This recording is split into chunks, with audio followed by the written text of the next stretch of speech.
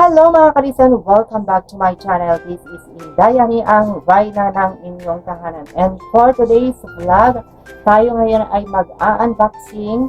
Ayan, from Shopee. Ayan, in-order namin ito mga kalisan a few days ago. At dumating na nga at ang in-order namin ay V380 Pro camera. Ayan, ito po ay CCTV. So tara, let's! At kung bago ka pa lang sa ating YouTube channel, huwag kalimutang mag-subscribe at i-hit na rin na tiny bell button para updated kayo sa ating mga panibawang videos na i-upload. So, ayan guys, ito nga yung ating i-unboxing. By the way, kasama ko pala yung ating mga kasama na. Wala pala silang andun sila sa gilid. Ayan. Pero ang ganda yung setup ng ating ngayon, pagbablog. Kasi mayroon tayong meron tayong mga background dyan. Green na green. O, di ba? Ano. Ayan. So, ito naman yung kasama ko, guys. Si Bentong.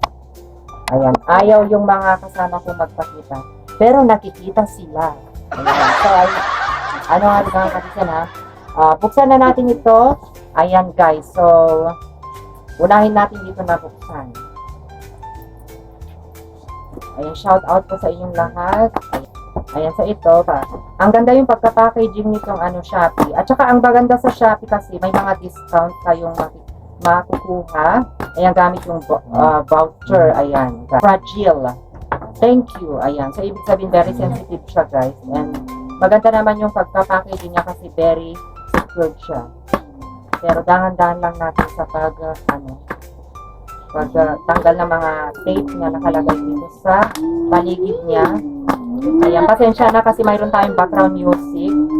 Ang kanta ni Gabi. Yung kanta ni Gabi, oh. Dalawang indoor, tapos isang outdoor. Yung in-order ng ating bossing. So, eto na bossing, yung inyong in-order. Ayan, so bubuksan natin. Ayan. Hindi, ganyan. Nakaano lang. Yung ating V380 Pro camera natin from Shopee. Kasi kapag walang memory card, mas low price yung presyo niya. Pero kapag nag-avail po kayo ng maraming pagpipilian dyan, 64GB, 32GB, 16GB, 128GB, and without memory card. Ayan. Ayan. So, itabi muna natin ito. Tapos ito.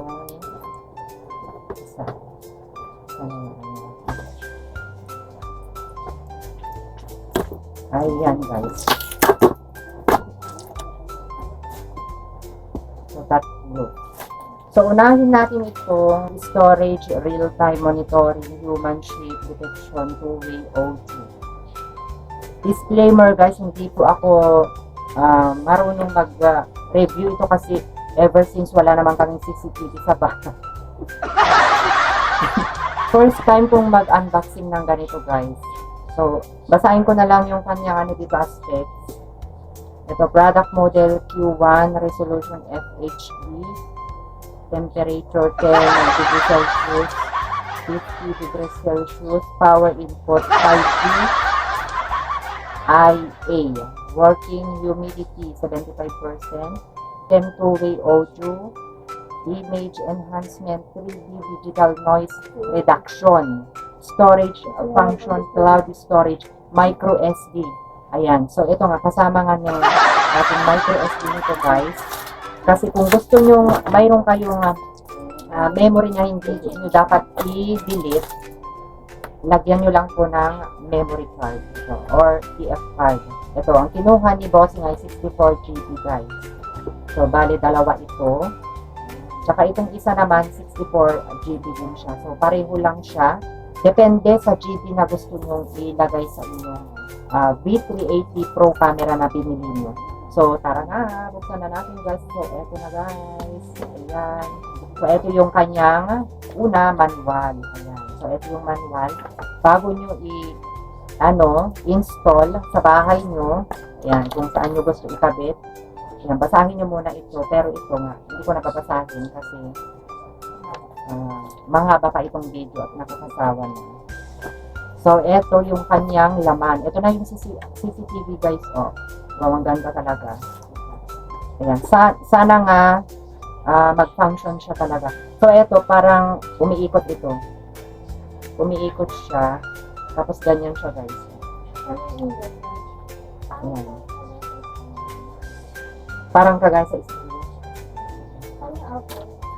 Ayan. V380. Outdoor. Ay, tingnan ko.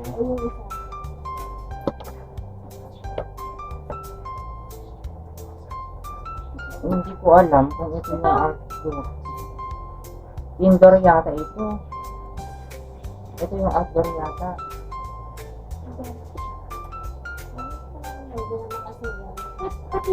Tignan natin yung ano. Yung...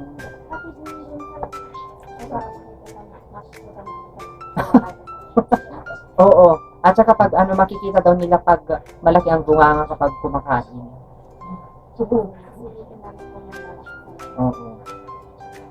Paano yan ganito? So, ito guys, ano to, Bluetooth network connection. Ito yung kanyang manual. So, ang sabi niya dito, Bluetooth network connection.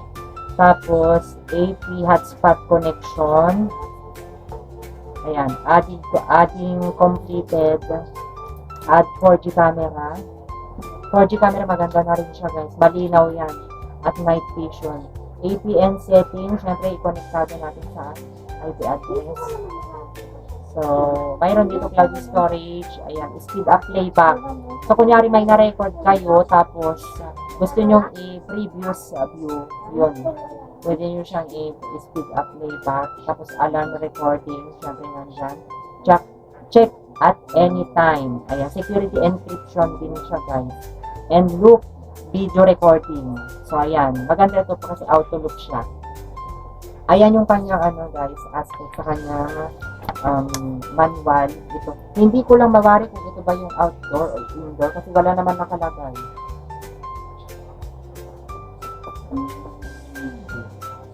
Wala naman nakalagay. Wala naman nakalagay, guys. So, ilagay na natin dito. Pangalawang ano natin, buksan. Tignan natin yung lagyan mo ganda. Kita man ano? Ganyan.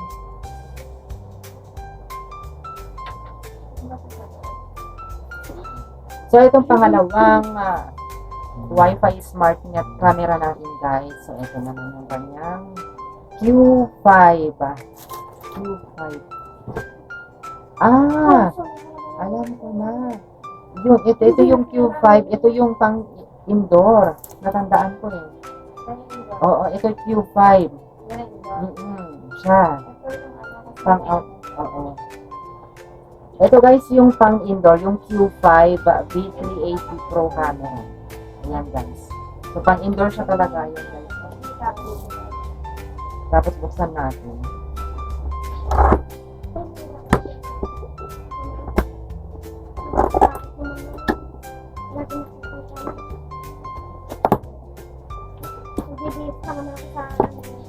Ayan guys, ay super ganda siya guys. Ayan, pero pag compare ko itong isa sa pang outdoor, mas maganda yung packaging nitong pang indoor. Ayan guys.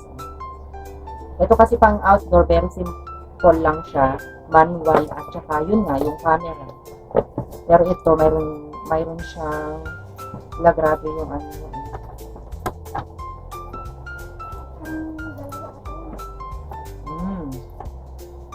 Ayan, ito yung CCTV talaga. Ayan, ito. Ayan siya. Tapos, mayroon siyang kasamang cable. Ayan siya.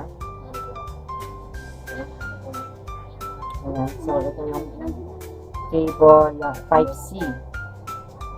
Cable connector niya, guys. Ayan. So, Type-C po siya. Ayan. Type-C. Tapos, ito yung ano niya. USB niya. Tapos, ano ito? Oh.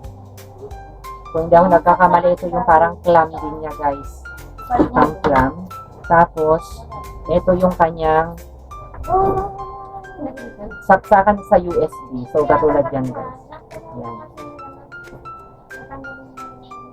Oy! Papatulog. Ano ba? Ito.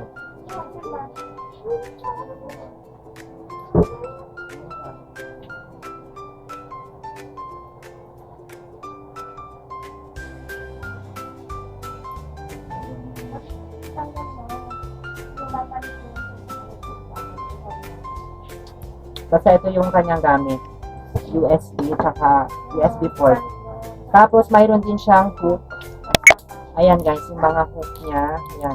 Depende kung sa wall nyo ikabit. So, kailangan nyo itong mga ganito. Tsaka ito rin yung kanyang manual. So, ito yung manual. Magkaiba sila sa outdoor. Yung kanyang aspect. Ayan siya guys. So, katulad ng sinabi ko, mayroon din siyang add 4G camera, APN settings, cloud service, AP hotspot connection. Ayan. So, kailangan mo pa rin i-connect sa Wi-Fi. Ayan guys. So, yung pangatlo, sabi na natin ito. Sabi natin yung pangatlo.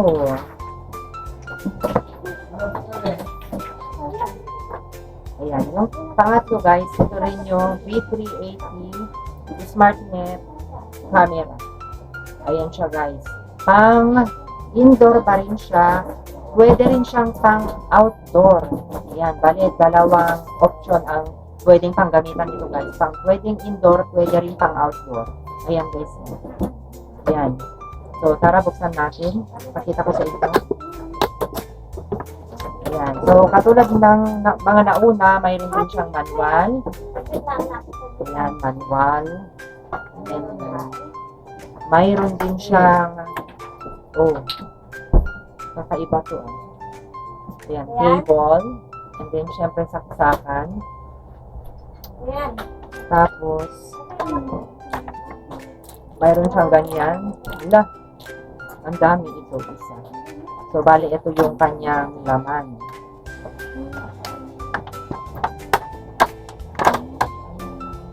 Ay, grabe. Super, siya. Ang dami niyang camera, oh.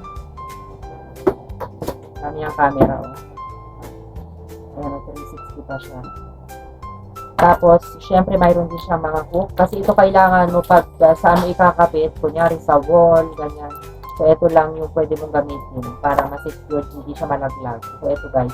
Mamili na lang kayo guys kung saan nyo ikakabit sa wall nyo or sa ibang parte sa loob ng bahay nyo. Basta, ito, pwedeng indoor, pwedeng outdoor. So, ayan lamang mga kalisan yung ating unboxing for today's video. Ang ating V380 Camera Pro. Ayan, na CCTV. Ayan, good for homes, outside, para sa ating seguridad. Lalong-lalo na ngayon, papalapit ang tag-ulan. Siyempre, kailangan natin secure yung ating pamamahay, ganyan. So, hindi lang sa pamamahay, pwede rin sa opisina, ganyan.